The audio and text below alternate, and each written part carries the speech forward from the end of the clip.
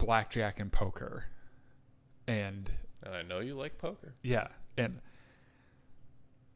so we're live. Just spoilers. If you're here for the pre-show, just spoilers for Star Wars Outlaws. But you end up meeting Lando Calrissian. Okay. Right. Cool. And you have to pay him. You have to play him in Sabacc. Mm-hmm. And that motherfucker cheats. And you're allowed to cheat too. Yeah. Right. But and I finally have a firm grasp on the mechanics of the game. So I'm like, okay, I've got this really good hand. There's only like one hand that will beat me. And that motherfucker has And he it. always has that one hand that always beats me. Clearly you need to cheat so that you have the best hand. Well, I abandoned the Lando part of it, and I was like, I'll come back, because I have like 2 out of the 3 cheats unlocked, and I was like, I'll come back after I've, Sure. I've got the what? After you've got the last way of cheating. Yeah. Let's do this. Let's get started. Oh, you're making your return to Gremlin Squad tonight, because I forgot to tell everyone we're not playing. Okay. Which will not be the case, because in the future we'll be doing buzzed recaps. Mm-hmm. So we won't it's not like we'll just be sitting around. No. Oh well. All right, let's go. I better not take a drink right before. Yeah. Welcome back to Jedi Enclave. I am Daniel. I'm Chris. And this is this is our weekly podcast about Star Wars and other things. After a quick. Yeah, a quick. I meant to say hiatus. 1 week hiatus. Mm-hmm. We took a little bit of a break. We're back with a vengeance, and we're here to talk about a couple things this week. There's a modicum of Star Wars to talk about. Yeah, well, there are a couple things. I mean, we're going to talk about the Acolyte a little bit, which I hate doing. By which you mean we have to talk about people talking about the Acolyte. Yep. I'm going to do a brief review of Star Wars Outlaws. Okay. And then Rings of Power. It just dropped 3 episodes. I'm sure they announced it somewhere, but I didn't hear about that. So I just thought there was going to be 1 episode. No, they dropped 3 hours of television and said, "Here you go." Yeah, if this were like an Acolyte thing, or like the episodes were like 25 minutes long, it wouldn't be that big of a deal. Yeah. But they're all like over an hour or something. Yeah. So it's like, holy shit. So yeah, I started watching them the day before yesterday, and we'll say more when we get to the section that we're talking about it, but I don't give a shit what anyone says. I've been enjoying that show. Yeah. And well, granted, I'm not a Tolkien super fanboy, because I just don't. It's like you just don't care that much. It's like this. You know how Tolkien is the creator of what you'd consider contemporary fantasy story, right? Contemporary. In that he stole everything right. from Northern European legends. Yes, and actual history. But yes. Just like George R.R. Martin kind of did, stole from literal history and also just Tolkien. Right? The difference is Tolkien was wrote better writer. Yes, but also wrote his stories as an excuse to use all these cool languages he made up because he was a fucking nerd. Yeah, right. So the way that I see this is, it's kind of Tolkien's work is kind of the Bible of contemporary fantasy, and when people make adaptions of the Bible, like they come out with a stupid Noah movie or that Mel Gibson movie, The Passion of the Christ. Yeah, it's like I'm not gonna crack open my Bible and follow along word by word. Be like, oh, that didn't happen in the Bible. You fucking deviated from the source material. It's just like it's the legend. Yeah, and you're making the story kind of cool. Yeah. And that's kind of the lens that I'm looking at Rings of Power through, where it's like, I know that Gandalf is a character in the legend. Is this canonically 100% exactly what happens in the book? I don't know. I literally couldn't tell you, and I don't give a fuck. I sure do like the actor that plays him, or I guess we assume he's Gandalf. I don't know if we know for sure yet, but I'm pretty sure it's Gandalf. Yeah. But after this, at 7:20ish, approximately, probably about 7:20. Whenever we start up the stream again. Yeah, we will be playing some Star Wars Battlefront 2 with my friends from Gremlin Squad, which you've not unfortunately been around for. I've seen him for a while. Yeah, so that's going to be a lot of fun. And then while you're here, while you're kind of hanging out with us, if you could give us a like and follow us on Facebook Live, Twitch, and YouTube, that would be that'd be pretty cash money of you. And I would enjoy that quite a bit. Pretty neato keen. So would Jesus. Yeah, that's true. I know that because I've seen Passion of the Christ, and he says in that movie, go like Jedi Enclave on Facebook Live, Twitch, and YouTube. Yeah. And, seems legit. You can't prove that he didn't say that. Well, what are we talking about first? Oh, God. Okay. So let's get the unpleasantness out of the way. Let's prepare ourselves here a little bit. So this happened while we were on our 1 week hiatus. Deadline reported that Star Wars The Acolyte was canceled, right? Specifically not being renewed for an additional season. They said canceled. They were like, this is canceled. You make a good distinction, though, because if you're a streaming IP, or if you're a streaming service that owns an IP on that streaming service, it is nothing but bad business to say you're canceling something, right? Yeah. It's so much easier for you just to not say anything about it at all. Don't get me the wrong way. It is effectively canceled. Yes. Like that's the effect. But they're like, Lucasfilm isn't going to come out and say it. I think that Deadline and Hollywood Reporter talked to someone at Lucasfilm who used that phrasing. Right. Even though Lucasfilm and Disney never officially announced any additional seasons for The Acolyte. So they're not technically canceling it, but they're canceling it. And to put that into perspective, Andor was renewed for a second season before the first season aired. For the first episode. Yeah.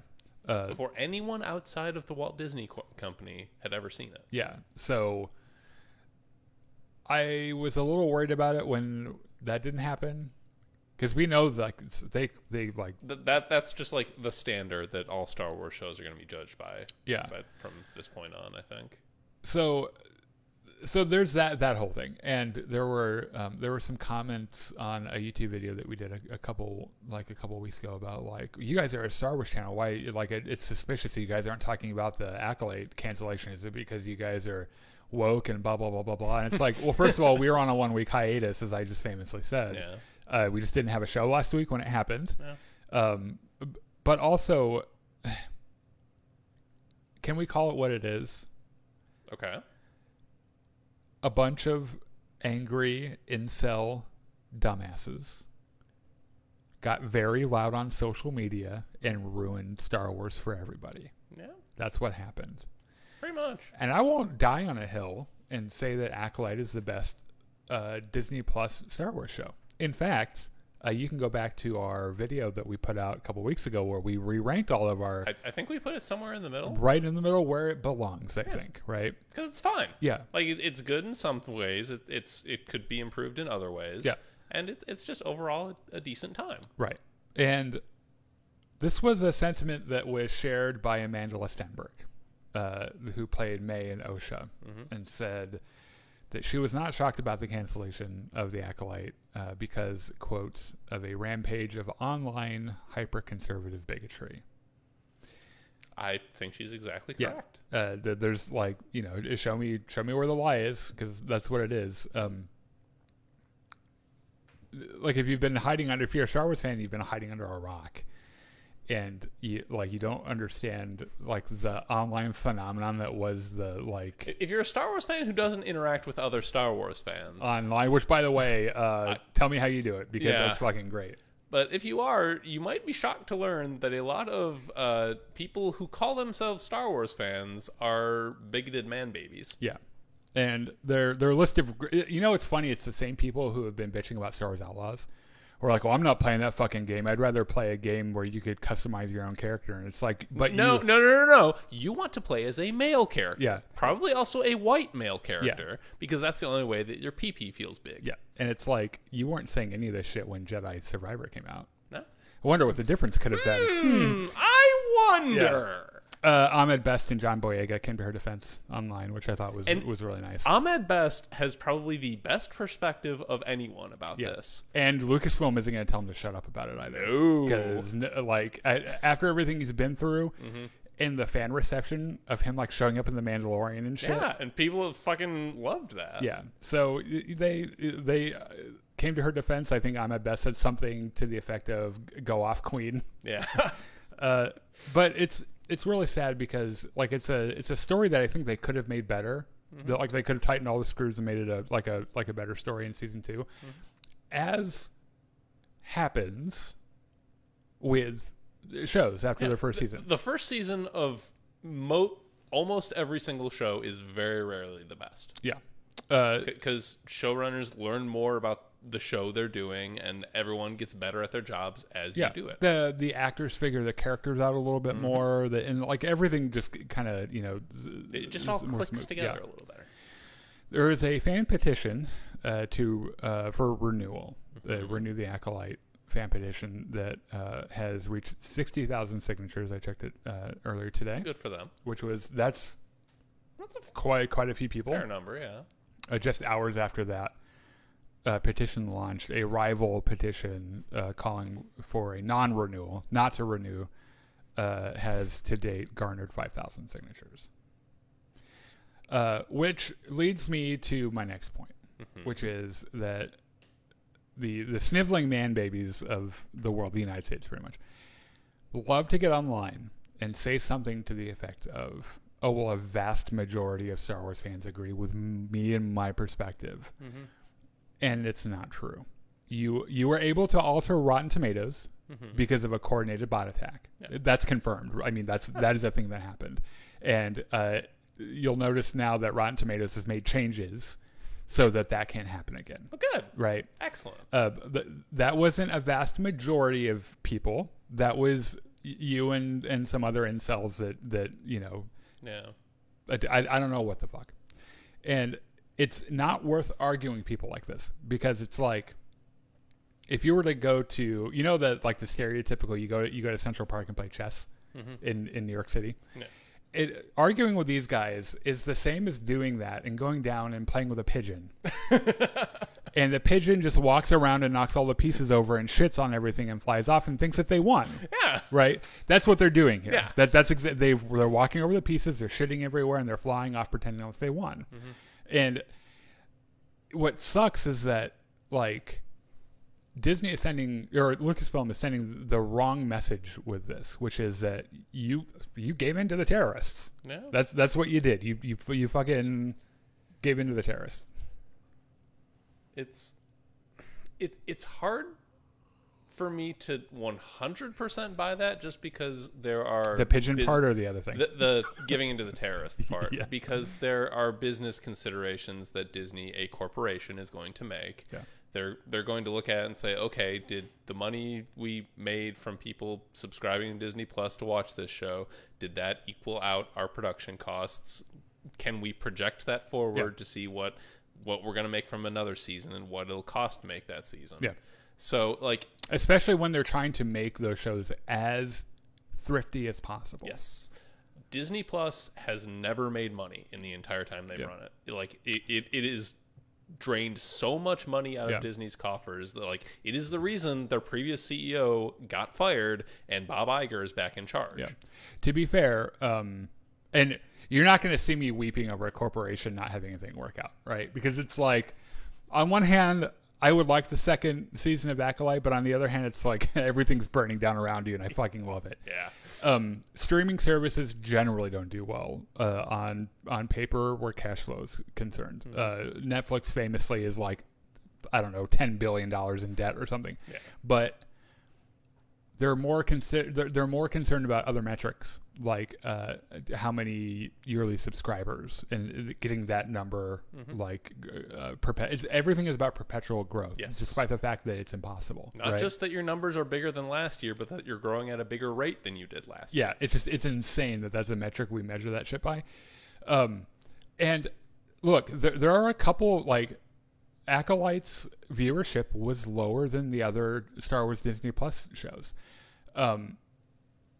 That could be for a vast number of reasons. I'm sure some of it was that some people didn't like it, and that's fine. Yeah. Like we said, it was mid, right? It was fine. Right.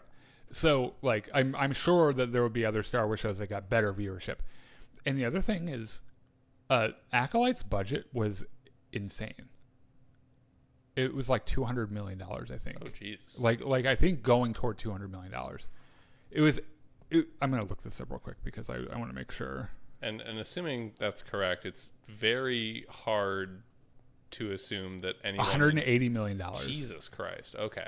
So and there were how many episodes? 8? I believe so. So that's 22 and a half million per episode. And look, the show looked better than like Kenobi and Book of Boba Fett. It looked good. It had good actors. But it did not look $22 million, nearly $23 million an episode better, right? Yeah. It didn't look like House of the Dragon or Game of Thrones. Or, oh my God, dude. We'll get there in a few minutes, but I can't believe how good that show looks. It's just insane how good it looks. So there's not much more to say about this. It's worth pointing out that this does not mean that those characters have been decanonized and that we'll never hear from them again. They haven't gotten the World Between Worlds treatment where fucking, I don't know, some white male savior comes in and says, no, you don't exist anymore. Yeah. And then Osha and May just poof into it. They'll have Thanos show up with the Infinity Gauntlet, And that's how they'll bridge Star Wars and MCU. Yeah, exactly. Then Brie Larson can come in and destroy everything. So, like, we'll see these characters show up probably, or at least some of them will show up in other stuff. I kind of expect either a novel or a comic book. Yeah, series. Or both. Yeah. Something to finish up that story. Nick in his camera says, of course we are, but how dare you? I can't remember what I said. I have no idea what that's in context of, but thanks for watching. Yeah, the number. I wish I had money for every time someone throughout my life has uttered "How dare you." I have that effect on people. I'm very sorry. It deserved to have another season to figure it out. I was just so surprised that it was quote unquote okay. Me too. I wanted it to be really good. There are parts of it that are really good. Like I wanted it to be Andor. Yeah, but it wasn't. And well, that's to what be it is. Andor, you need to have Andor's writers. Right. Yeah, Tony Gilroy particularly, because that dude's a genius. Could it ever actually be renewed? Yeah, I mean, that's the thing is that, like, Lucasfilm, Disney owns the IP, and they own the streaming service. So at any point, they can just say, hey, let's make more Acolyte, and they can do it. Or they'll do another show with a bunch of the same characters and just call it something else, right? They'll be like, it's Vernestra Rose... happy fun time trip to right, the galaxy. With Plagueis or something, right? Yeah. I'd watch that. That'd be pretty neat. All right, so Vernestra Rose, Happy Fun Time Plagueis Puppet House. Just turn it into a puppet like a show. variety show. Yeah, be great. I've been playing Star Wars Outlaws a lot. Okay. That game came out this week. Yeah, I had the early access, so that I could stream it early and everything, and it's been getting pretty good reviews so far in general. Cool, which is good. I'm only a few hours in. Like I just mentioned, I was streaming it. I'll be streaming it probably every day until you beat it. Yeah, I think I'm like 20 hours in, and I've been.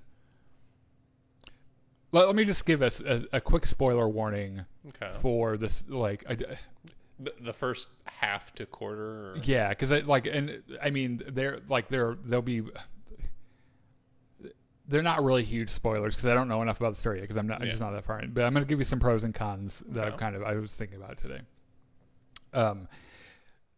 This game feels so fucking Star Wars, and it is like living in the world, and it's really neat. It even more so than like Jedi Survivor. Oh yeah. Because like Jedi Survivor, you're sort of existing on the fringes of galactic society. Like your very existence is illegal. Yeah. Whereas playing a smuggler, you're just a criminal. Yeah. Yeah. And if you get caught, you're not going to get killed by Inquisitors. You're just going to go to jail. Yeah. Right. Like you have to interact with relatively normal parts of society. Yeah. Mostly criminals, but yeah. The combat's good. Okay. It's not the best combat I've seen in a video game. It's better than Battlefront 2. Okay. But it's, the thing I love about it is that, like, obviously you don't get a lightsaber.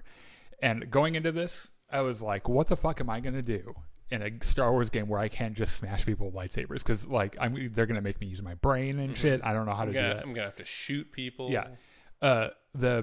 the blaster fire has a lot of impact. And when you hit someone, it feels like they really get hit by something. And there's this really neat detail where, like, if you're like hiding behind a box and someone shoots you and like the laser like just skims your head, it vibrates the whole controller. And you're like, oh shit, that was really close, right? A lot of the game depends on its stealth mechanic, which isn't amazing, but it's fine. Like it's fine. There's lots of sneaky shit. You have a little like animal friend called Nyx who I'm in love with. In fact, just today when I was streaming it, someone kidnapped him and sold him to Jabba the Hutt. And so I broke into Jabba's palace and did a John Wick on everyone. I was so mad that they took my fucking my little guy, and so a lot of Gamorrean guards died today. The music is good, but it is not Gordy Hop good, which is too bad. Just by a stroke of absolute coincidence, I happen to also know the composer that wrote for this game too. Oh, that's fun. I don't know him like I've actually talked to Gordy. Yeah, your Facebook friends, right? In fact, I had a conversation. His name is Blake Robinson. I had a talk with him because he did the trailer music for Rise of Skywalker. And when he on Facebook when he like revealed that he was the one that wrote it because he was like under an NDA. Yeah, I messaged him and I was like, so it sounds like a lot of that music was like a lot of the brass and stuff were sampled instruments. And I was like, can you like confirm that? Because like John and I were having it. He's like, no, that sounds real. And it's like, no, that's like, I know exactly what sample that is. And he's like, no, they're samples. It's like, yeah, that figures they wouldn't like hire a whole orchestra for the trailer or whatever. And not to shit on Blake Robinson, he's a freakishly talented composer, and I don't dislike the work. And there are a couple bangers too, where you're like, oh, this sounds really neat. But there's something about Gordy Hobb that is so decidedly John Williams, but like in his own way. Yeah. And I really love it. And I miss it on this a little bit, but you're not playing a Jedi character. No. So you don't have to have the Force theme. Yeah. It's like all that crazy, like John Williams that just hits you really hard in the chest. You don't necessarily have to have all that shit. You can have cool, like Stranger Things sounding electronic stuff, which comes up in the game a lot. And he quotes different Star Wars things too. So like when you're sneaking around an Imperial base, he'll do the dun dun dun digga dun da da dun bum ba-dum, that like Death Star theme. He'll pull that out and dust it up. I assume he pulled out the Jabba theme for Jabba's palace. No. Oh. But when I got on Tatooine, when I arrived on Tatooine, there was some very clear Mandalorian quotes, which I thought was interesting because you wouldn't necessarily. I mean, Tatooine is like from the OG Star Wars. You wouldn't necessarily be like, "Oh, that's from Mandalorian." It's like it's from fucking Star Wars, dude. Yeah. But okay. So you can't just blast your way through any engagement. Like you kind of have to like gotta be a little out, strategic. Which I'm like, okay, you're making me use my monkey brain, but that's fine. Yeah. There is a whole Starfighter thing. It is a lot like Battlefront 2 and Starfield and Lego Star Wars: The Skywalker Saga. Which I was thankful for because I'm good at that. So right? Very arcade. Yeah, absolutely. Yes. The problem is that I can't have a different set of controls for my Starfighter as I do for when I'm on foot. So every time I go into space, because when I play, I don't know, it's Rogue Squadron 64 fucked me up because I explained this during a stream. Imagine the N64 controller, right? It's got the two handles and the penis in the middle, right? And on the penis is the joystick, right? Yeah. And you grab the penis with your left hand, and your right hand goes up here on the buttons, right? So I learned on Rogue Squadron N64 to steer my ship with my left thumb, and I cannot do it any other way. And the default is like right. I'm like, what the fuck? I don't even know. Like, I don't know. So, like, you can't have a different set of controls. Oh. So I have to go into the menu every time I go into space and get, That's awful. If a dev is watching this, I know you're not, but If I can change that. Some things I didn't love. This game did not need to be open world. Okay. You know how I don't know. There's some good open world games, then everyone started doing open world games, even though they didn't need to be. Well, Ubisoft is kind of patient zero for this. They made Assassin's Creed, which was the prototypical open world collectathon, and then they made a dozen other games in that same series. Far Cry, right, which is exactly the same way. Massively open world collectathons. Go here. Oh, there's a little side quest. You can do that, and there's a side quest on the way to do the thing for the side quest. Yep. And you got to do the radio towers and all the different. Yeah. It is not Far Cry bad. And not all the Far Cries are made equally anyway. Yeah. They're actually a couple good ones. It could have been open world adjacent, just like Jedi Survivor. So a series of tubes. Yeah, that's Jedi Fallen Order, which was decidedly not open world. Jedi Survivor, you could go between different planets, and there are little mini side quests and stuff. Okay, yeah. It could have been something like that, maybe a little bit bigger. Yeah. Because I found myself comparing it to Red Dead Redemption 2, which I consider to be the best open world game ever made on planet Earth. And I would be interested to hear an argument against that. I think most people who have played it agree. That world, first of all, that map is so huge, and it's so alive. In the story mode, in the online mode, it's a little less alive because they have to juggle 20 players in the lobby. But there's wildlife everywhere. The NPCs are so interesting. In the story mode of Red Dead, you could just follow NPCs around and watch them go about their day and have conversations. Yeah. And it's just everything is just so alive and crazy, and it's beautiful. It's gorgeous. You love looking at it. And this game is gorgeous. A lot of it, I've had a couple of graphical glitches, but for the most part, it looks really, really good. Yeah. So, you'll run into some wildlife, but you can just see that their pathing is walk here, walk back. Yeah. It's not where in Red Dead you can follow a deer. It's just a deer goes around, munches. And yeah, goes over. He has his own little day. Yeah. He goes and he is a deer for the whole day. It's not like that. Right, and you run into pedestrians as you're driving around and shit. Yeah. And you can tell they're just driving back and forth, right? So there's that. Okay. Things I'm not terribly crazy about. Mostly that it just didn't need to be open world. I would give this one a 7. Okay. 7 out of 10. But a 7.5. You know what? I'll give it. It's a 7.5. Yeah. 7.5. Yeah. Okay. 7.5 Nixes out of 10 Nixes. Okay. That's the official Jedi Enclave rating. Yes, put a stamp on that. Yeah. Hold on just a second before we... Will we get to see Ochi of Bastoon in Outlaws? I literally said that during yesterday's stream because we ran into... Or maybe it wasn't yesterday. It might have been the day before. We ran into Kira. Emilia Clarke's Kira. Yes.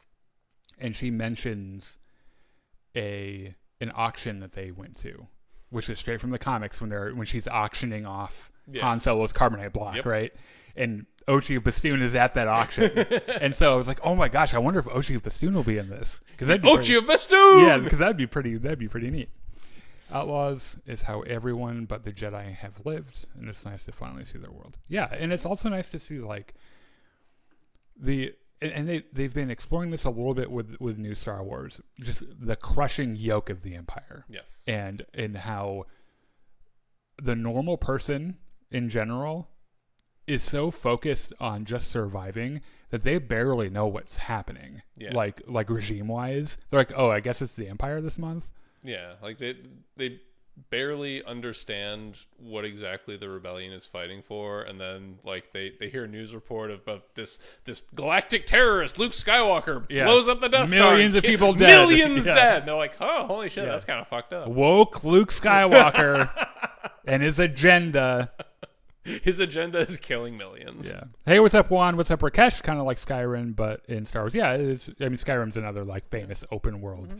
I think Skyrim's one of those that people really liked as an open world game. Well, I've never played it.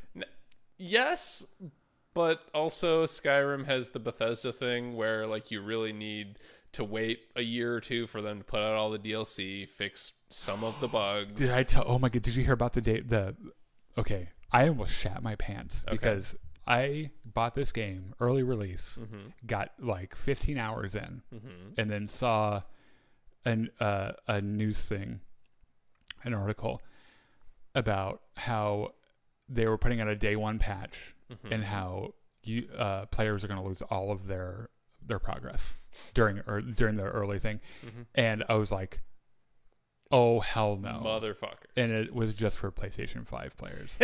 And I was like, you know what? If they didn't brag so much about being PlayStation 5 players, maybe I'd care. All right. Is it Rings of Power time? Yeah, let's talk about some Rings of Power, man. Okay, so look, when this show came out last year, I watched it and I enjoyed it. Yeah. Right? I kind of forgot it was like coming up. It completely took me by surprise. Yeah. Like I just saw somewhere that hey, they dropped 3 episodes. I was like, holy shit, already? Yeah. I mentioned this during our opening, and I'm not going to do the whole thing. And you can go back and watch it if you want. I like this show, and I don't give a fuck who knows. Yeah. Like, and there is a similar thing with this show that happened with Acolyte, where everyone's like, "Oh, black elves, too woke." Oh yeah. Or, oh, it's a woman. Yeah. You know, white men, that's fucking it. Give me Elrond. And you know what? I like all of it. Yeah. And maybe that makes me a normie. Maybe that makes me a basic fucking Lord of the Rings fan. Maybe I'm not a true Tolkien fanboy. And you know what? I'm going to sleep fine knowing that tonight because I don't give a fuck. I've read Lord of the Rings when I was a kid. Okay. I barely remember what happens, like in the canon. Yeah. Never once read the Silmarillion because it's fucking boring. Because I don't hate myself. It is all the boring parts of the Old Testament. Yeah. Like yeah. I picked up The Hobbit when I was a kid and was like, "What's this?" Nope, I'm putting that down because it was like I don't know if I care about this. Yeah. I've seen the Peter Jackson movies, which are bangers. They're fucking great. Except for the Hobbit ones, and those don't count. Yeah. We don't talk about those. Yeah. Which is funny because maybe that's just a bad story because I didn't like the movies. The problem with those movies, what I really liked about those movies is that guy that rode around on a sled covered in bird shit. I kind of like that guy.